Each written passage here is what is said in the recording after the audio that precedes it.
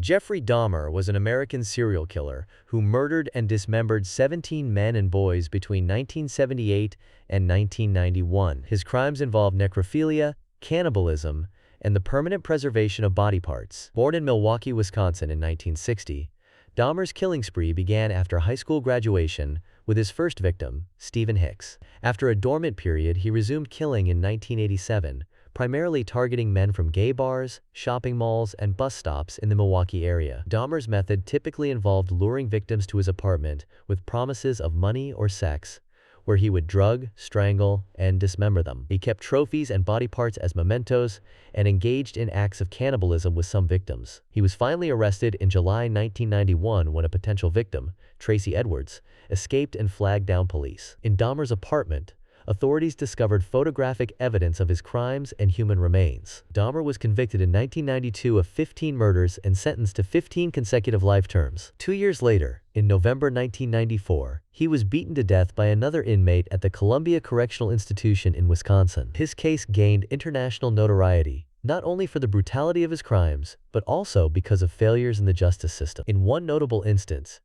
police returned a drugged, injured teenage victim to Dahmer after he convinced them it was merely a domestic dispute. Jeffrey Dahmer is considered evil by many people due to the extreme, calculated, and gruesome nature of his crimes, which deeply violated societal norms and moral boundaries. His crimes were not impulsive. They were premeditated and methodical, indicating a clear awareness of wrongdoing.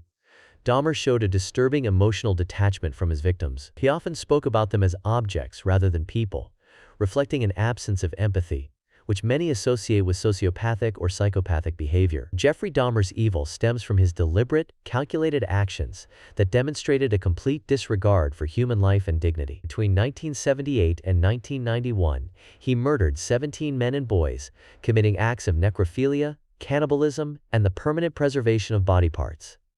His crimes were particularly disturbing because of the methodical way he selected, lured, and killed his victims, often attempting to create zombies by drilling holes in their heads and injecting chemicals. This reflects not just violence, but a desire to completely control and dehumanize others. What makes Dahmer's case especially troubling is that he seemingly understood the wrongfulness of his actions, yet continued his behavior. He functioned normally in society while committing these atrocities, holding jobs, and appearing ordinary to many who knew him. Dahmer's evil wasn't simply about mental illness, but rather represented a profound moral corruption, a willingness to torture and kill for personal gratification. While mental health issues may explain some aspects of his behavior, the premeditated nature of his crimes and his efforts to avoid detection demonstrate he knew what he was doing was wrong. The calculated nature of his murders, the pleasure he derived from them, and his complete objectification of human beings define why his actions are considered among the most evil in criminal history.